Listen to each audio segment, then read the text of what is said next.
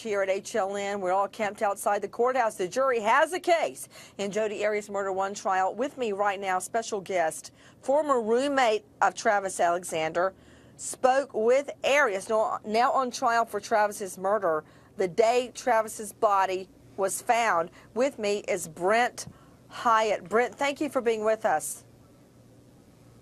Thank you. Pleasure. Brent, I've got so many things to ask you about, but the first thing I want to talk to you about is the day that Travis's dead body was found. You spoke with Jodi Arias. What happened? Well, when I got to Travis's house, it was after one of our friends had called me and was wondering if I had heard from him, if I had spoken to him, and he ended up calling up to check on him, and then he was found, and so we made our way there as fast as possible.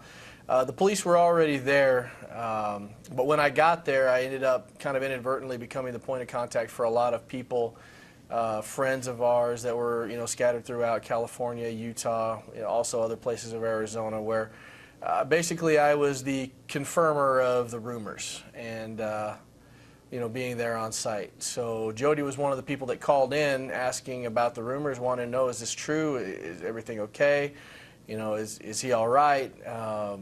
And to be honest, that was my first hearing her words. It was actually on a voicemail because the detective had already told me at that point that she was a suspect and kind of advised me that maybe I should let it go to voicemail at first. He listened to it.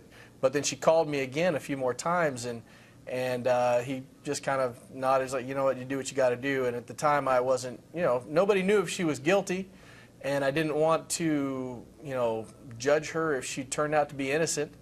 What did she say? Nobody wants that.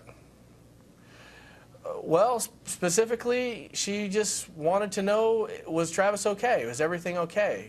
It wasn't. She didn't ask me anything weird or cryptic. She wanted to know if Travis was okay. This after she sliced his neck from ear to ear. She wanted to know if he was okay. All right, go ahead. Yeah, that's pretty much it.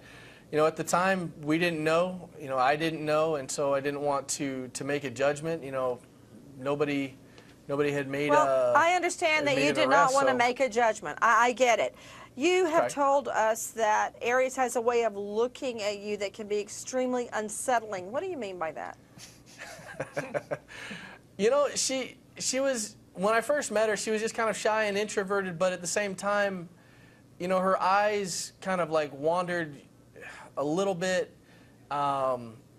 She had a way of basically making you want to focus your attention somewhere else, I guess you could say.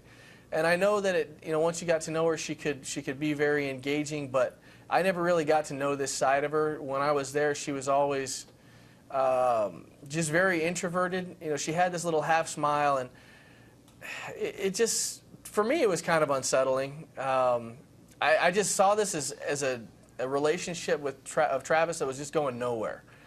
The only person who didn't know it yet was Jodi. I'm pretty sure Travis even knew that it wasn't a relationship.